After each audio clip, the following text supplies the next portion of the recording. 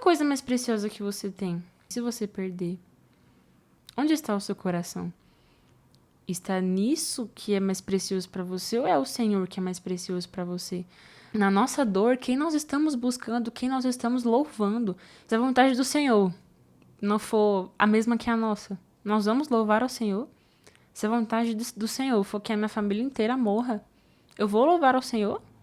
Meu coração tá na minha família ou tá em Deus? Meu coração tá naquilo que Ele me deu ou tá nele?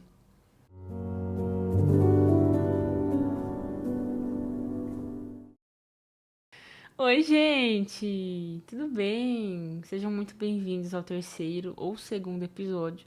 Não sei se esse vai ser o segundo ou terceiro, mas esse está sendo mais um episódio do Testemunhando. Sejam muito bem-vindos novamente. Vai ser papo, a palavra do Senhor vai falar, vai cantar e vamos embora, tá? É isso aí. Mateus, capítulo 3, do verso 6. Vou contextualizar vocês um pouquinho. Aqui tá falando basicamente que João Batista ele foi escolhido por Deus para anunciar a mensagem de Jesus. Anunciar que Jesus estava vindo, abrir o caminho para o Senhor passar. Vai dizer assim, lá no versículo 6. Eles confessavam os seus pecados e João os batizava no Rio Jordão. Quando João viu que muitos fariseus e saduceus vinham para serem batizados por ele, disse: Ninhada de cobras venenosas, quem disse que vocês escaparão do terrível castigo que Deus vai mandar? Façam coisas que mostrem que vocês se arrependeram dos seus pecados. E não digam uns aos outros: Abraão é o nosso antepassado. Pois eu afirmo a vocês que até destas pedras Deus pode fazer descendentes de Abraão. O machado já está pronto para cortar as árvores pela raiz. Aqui fala assim: façam coisas que mostrem que vocês se arrependeram dos seus pecados. Lá em Efésios 2, vai dizer assim, no verso 8: Pois pela graça vocês são salvos por meio da fé. Isso não vem de vocês, é dom de Deus, não por obras, para que ninguém se glorie. Mas nós acabamos de ler aqui João dizendo: façam coisas que mostrem que vocês se arrependeram dos seus pecados. Mas aqui em Efésios está dizendo: vocês são salvos pela graça, por meio da fé. Não vem de vocês, é dom de Deus. Não por obras, para que ninguém se glorie. Então a palavra de Deus se contradiz. Muitas pessoas eu já ouvi dizer isso. Mas aqui está dizendo sobre mostrar para o Senhor, não para as pessoas. É para você mostrar para Deus que você ama Ele, que você quer Ele, que você tá ali, sabe? Que você quer ter um relacionamento com Ele. Você não se aproxima, não é pra gente se aproximar para com o Senhor de forma querendo algo em troca. E aqui, os fariseus e os saduceus, esses religiosos, eles faziam isso para mostrar para as pessoas. O que nós fazemos muitas vezes hoje em dia. As pessoas querem mostrar. Gente, na internet é o que mais tem. Mas o assunto não é esse, calma aí. Se eu ficar nervosa, me segura. O Senhor quer relacionamento conosco. Sempre quis, esse foi o propósito dele lá em Adão e Eva, lá no Éden. É para mostrar para ele que a gente quer ter relacionamento com ele. O batismo de Jesus, ainda no capítulo 3 de Mateus.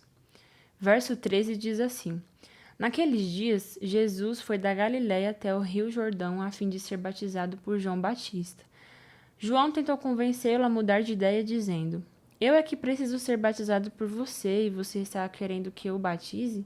Jesus respondeu: Deixe que agora seja assim, pois é dessa maneira que faremos tudo o que Deus quer. João concordou. Logo que foi batizado, Jesus saiu da água. O céu se abriu, Jesus viu o Espírito Santo de Deus descer como uma pomba e pousar sobre ele.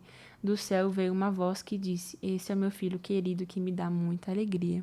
Voltando um pouquinho no tempo, a Bíblia não dá detalhes de como era a vida de Jesus antes do batismo, né? Então, nós só podemos supor que a vida de Jesus era de muito relacionamento com Deus, intimidade e muito trabalho. Muito conhecimento com Deus, muito relacionamento com Deus. E Jesus foi batizado aqui e ele dá essa prova para mim, para você e para o próprio Deus, de que ele está disposto ali para fazer a vontade de Deus. Ele mostra para Deus que ele está ali. Ele mostra publicamente. O batismo é um ato público, né? Ele está mostrando publicamente para as pessoas que ele está fazendo a vontade de Deus, que ele ali acredita no Senhor. Mas ele está dizendo, dessa maneira faremos tudo o que Deus quer. É dessa forma que eu estou cumprindo a vontade de Deus. Você pode não entender o que eu estou fazendo, mas é dessa forma que eu estou cumprindo a vontade do Senhor. A diferença dos fariseus, dos religiosos, para Jesus, era que Jesus queria um relacionamento com Deus. Era que Jesus queria fazer a vontade do Senhor. Conhecia a Deus, se dispôs a conhecer a Deus e se dispôs a fazer a vontade dele. Então, é mostrar para o Senhor que a gente quer fazer a vontade dele, que a gente tá ali, tipo, Jesus, eu estou aqui, quero ter relacionamento com você, o que o Senhor quer que eu faça? Não para mostrar para as pessoas, mas aqui no secreto com você. Eu tive uma experiência com o Senhor muito forte, que eu precisei abdicar de muitas coisas emocionais, digamos assim, tipo, de dentro de mim, sabe, falando. Eu tava lendo essa passagem, que por uma cristocidência, eu me entreguei ali, me derramei ao Senhor, porque eu acredito que cada vez mais que a gente tá com Jesus, a gente precisa se doar, se entregar cada vez mais. Não é só a gente falar, Jesus, eu te aceito como Senhor e Salvador em um dia só, e o resto a gente vai andando, vai vivendo, vai carregando a cruz. Não é isso. Todos os dias a gente tem que falar, Jesus, mais uma vez, tira-me de mim mesma e acrescenta mais de você, né? Em Lucas 9, a partir do verso 57, relata uma passagem que fala assim, né? O título da passagem, O Preço de Seguir Jesus. E é muito forte, porque não é todos os dias que a gente acorda como Jesus, que diz assim, porque dessa maneira faremos tudo o que Deus quer. Não é todos os dias. Não é todos os dias que a gente vai dizer, Jesus, que seja feita a sua vontade. Bom, pra gente ir para outro assunto, que também vai casar com isso aqui que a gente está conversando, vamos falar sobre a vida de Jó. Quem é você na sua dor? Quem é você na sua angústia? Quem é você no seu dia mal? Você é daquele tipo de pessoa que quando você tá mal, quando tudo dá errado, você se esconde, você vai para sua caverna, assim como Elias fez? Ou você vai para o Senhor? Porque quando Jesus estava triste, ele ia para o monte. Porque ele sabia do pai dele, de quem poderia resolver os problemas dele. Nós somos como Jesus, que seja feita a sua vontade, meu Deus. Vamos fazer aqui a vontade do Senhor, vou me batizar, porque essa é a vontade do Senhor. E o Senhor vai dizer, esse é o meu filho amado, com quem eu me comprazo, com quem eu tenho prazer, com quem me dá alegria. Eu não fiz nada, eu só fiz a vontade do Senhor. Mas o Senhor vai dizer para mim no final de tudo, esse é o meu filho amado, com quem eu tenho prazer, com quem me dá alegria. Jesus não fez nada, ele só fez apenas a vontade de Deus, que era o que precisava ser feito, era o suficiente, era o que era para ser feito. Jesus só precisou fazer a vontade do Senhor. E Deus falou, você é meu filho amado e eu tenho prazer em você, porque você fez a minha vontade. Você se preocupou com a minha vontade, você estava disponível. Nesses 30 anos, você estava comigo. Na sua dor, você esteve comigo. Na sua tristeza, na sua alegria, você esteve comigo. Você queria estar comigo. E você está aqui agora, dizendo para mim que, publicamente, no batismo, que você também está comigo, para todo mundo ver. E agora você vai realizar os meus milagres, as maravilhas e declarar que eu sou o santo. E é justamente por não precisarmos fazer nada para merecer o amor de Deus. É pela fé, não é por obras, mas é por acreditar, ter relacionamento. Você só se relaciona com quem você acredita. Você não é louco da cabeça?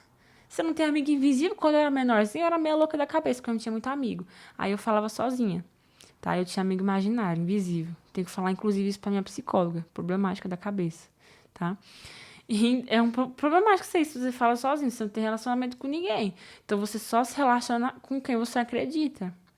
Quem você tem fé que tá te ouvindo. quero ter um relacionamento com você, Jesus. E aí, como que tá as coisas? Tô aqui lendo sua palavra, fala comigo, meu Deus. Jesus se alegra, Jesus tem prazer na nossa vida, para você ser amado por ele. Ele não precisa que você faça nada por ele, né? É ele que precisa de você, é você que precisa dele. Meu filho, tu não precisa fazer mais nada. Olha, faça mais nada não.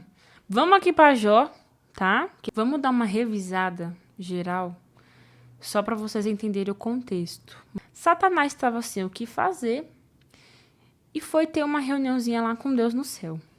Deus estava lá no trono dele, da glória dele, e foi ser perturbado por Satanás. Aí o Senhor, com toda a educação do mundo que ele tem, glória a Deus, nosso Pai, falou assim: você notou meu servo Jó? Não tem ninguém igual a esse cara, mano. Você tá doido, eu sou demais. Aí fala aqui: no mundo inteiro não há ninguém tão bom e tão honesto quanto ele. Ele me teme e procura não fazer nada que seja errado. Aí Satanás fala: bobagem. Isso aí é balela, não sei o que e tal. Tira tudo dele. Aí o Senhor disse a Satanás: pois bem, faça o que quiser com tudo o que Jó tem, mas não faça nenhum mal a ele mesmo. Depois disso, Satanás começa a tirar tudo de bem que Jó tinha. Jó fica muito mal, obviamente, porque perde tudo, perde filho, perde... Meu Deus do céu, ele fica sem nada, só com a esposa. Aí, beleza. Beleza, coitado, tá uma desgraceira total. Verso 20. Ao ouvir isso, Jó levantou-se e rasgou o manto e raspou a cabeça. Então prostrou-se com o rosto em terra em adoração e disse: nu saí do ventre da minha mãe e nu partirei. O Senhor o deu, o Senhor o levou. Louvado seja o nome do Senhor. Em tudo isso, Jó não pecou nem culpou a Deus de coisa alguma. Gente, Jó perdeu tudo o que tinha. Só sobrou empregado para contar que todo mundo morreu. Em tudo isso, Jó não pecou nem culpou a Deus de coisa alguma. Jó viu que toda a família dele havia morrido, todos os filhos dele, todos os bois, bens, tudo que ele considerava precioso para a vida dele havia sido perdido. Imagina, tudo que você tem hoje, que você batalhou, suou para ter conquistado. Alguém chega em você e fala: olha, caiu fogo do céu, uma árvore caiu na sua casa. Hoje em dia acontece muito isso, infelizmente. As enchentes, é isso, é aquilo, muita tragédia. Imagina, né, a situação dessas pessoas. Ele ouviu, morreu, perdeu, acabou, não tem mais. Mesmo assim, ouvindo tudo isso, Jó louvou ao Senhor. Se você louva ao Senhor na sua tristeza, qualquer coisa mais preciosa que você tem, seu esposo, sua esposa, seu namorado, sua namorada, se você perder, você vai louvar ao Senhor? Onde está o seu coração? Está nisso que é mais precioso para você ou é o Senhor que é mais precioso para você? A sua vontade, o seu desejo é que se cumpra a vontade do Senhor, como diz na palavra, como foi com Jesus, que seja feita a sua vontade, a vontade de Deus, ou é... porque a gente costuma muito dizer isso, eu mesma. Todos os dias, praticamente, eu oro, Deus, que seja feita a sua vontade, mas se minha família inteira morrer, e se essa for a vontade de Deus? Ferrou, tá? Se a vontade do Senhor não for a mesma que a nossa, nós vamos louvar ao Senhor? Se a vontade do Senhor for que a minha família inteira morra, eu vou louvar ao Senhor? Meu coração tá na minha família ou tá em Deus? Meu coração tá naquilo que Ele me deu ou tá nele? Eu amo o Senhor pelo que Ele é ou pelas bênçãos que Ele me deu? Pelas coisas materiais, pelo dinheiro? Se a gente perder tudo, ainda vamos ser fiéis ao Senhor? Porque se a gente canta: tudo que eu tenho rendo aos teus pés, eu quebro o meu vaso, eu quebro o meu vaso aos pés do meu amado. Se um dia Satanás chegar no céu e falar de você pro Senhor, e falar: olha, e aquela sua serva ali, e aquele seu servo ali, vamos estar tentando ele? O que tu acha? Ah, não, aquela ali é firme, vamos testar? Se a prova chegar na tua casa, na minha, o que nós faz? Vamos louvar o Senhor? Vamos ter que estar louvando. Porque no final, no capítulo 42, Jó tem a vitória. Deus restitui em dobro. Só porque ele não pecou com a boca dele. Porque ele louvou o Senhor, porque ele sabia que Deus era bom. independente das circunstâncias, porque a circunstância não muda quem Deus é. Se Jó amasse o Senhor pelo que ele faz, né, pelas coisas que Deus havia dado a ele, no primeiro filho que tinha morrido, Jó ia ter dito: meu filho, tchau Jesus, tchau Deus. Que é isso, Deus? Por que o Senhor tirou meu filho?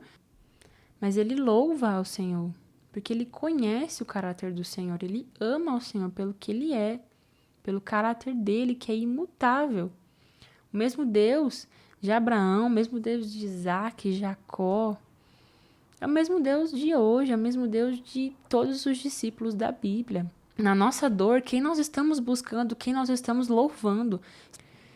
E eu queria lembrar para você, assim como o Espírito Santo me lembrou, de que existe alguém que quer nos ajudar todos os dias a nos levantar.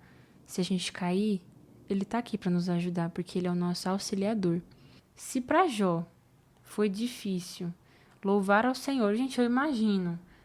Se hoje em dia, com o Espírito Santo, já é difícil vencer os desafios da vida, as circunstâncias, imagina naquela época lá de Jó. Eu não sei vocês, eu não teria aguentado não, tá? Eu teria feito igual a esposa de Jó falou: abandona o seu Deus e morre, tá? Eu, meio doido da cabeça do jeito que eu sou, não duvido nada. João 14:16. Eu pedirei ao Pai e ele lhes dará outro auxiliador, o Espírito da verdade, para ficar com vocês para sempre. O mundo não pode receber esse Espírito porque não pode ver nem conhecer. Mas vocês o conhecem porque ele está com vocês e viverá em vocês. Não vou deixá-los abandonados, mas voltarei para ficar com vocês. Nós temos o Espírito Santo para sempre, para estar conosco. Para sempre. Eu não estou mais sozinha, você não está mais sozinho. Porque o Espírito Santo está para sempre conosco. E o Espírito Santo nos preenche de uma forma, de uma tal maneira. Desde o momento que você falou: eu aceito Jesus como meu único Senhor, único e suficiente Salvador, Senhor e Salvador da minha vida, o Espírito Santo passou a morar dentro de você. E muitas vezes a gente ignora isso, olhando para a circunstância e nos rendendo às circunstâncias. A gente está ignorando o Espírito Santo, a gente está dizendo, é como se a gente dissesse para o Espírito Santo: eu não estou te vendo. É como se a gente ignorasse o poder de Deus. Imagina uma pessoa que te auxilia para sempre. Tu quer mais o quê, macho? Para com isso. A gente tem um amigo. Jesus, obrigada, Senhor.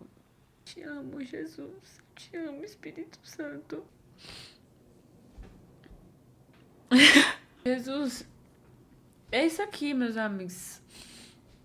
Esse é o Espírito Santo. É o Espírito Santo que nos ajuda, que nos limpa. Eu me emociono de falar dele, porque ele me salvou. E ele me transformou na pessoa que eu sou hoje.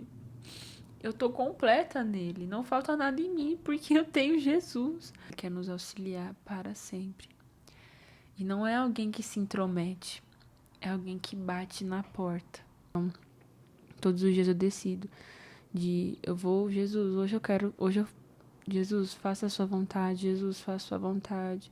Todos os dias ele vai fazendo a vontade dele. Eu vou vendo que ele é bom. Eu vou vendo que a vontade dele é boa, porque eu vou conhecendo a vontade dele.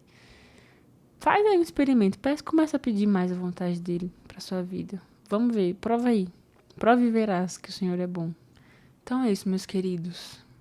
Terminamos o episódio assim, em lágrimas, porque o Senhor é bom. E eu declaro que ele também tá aí com você, mostrando a completude, a totalidade dele aí na sua vida. Esse episódio foi uma bênção pra mim. Eu tenho certeza que em nome de Jesus foi pra você também. Muitíssimo obrigada pela presença de vocês, por estarem ouvindo até aqui.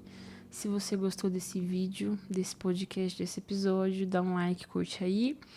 Se inscrevam no canal, envie para os seus amigos que precisam ouvir isso, que podem ser edificados a ouvir isso. Me sigam nas redes sociais, acompanhem as minhas postagens que eu falo muito sobre o Senhor, muitas piadocas também. E é isso, gente. Muito obrigada pela companhia de vocês. Até o próximo episódio. Um beijo. Fiquem com Deus. Tchau.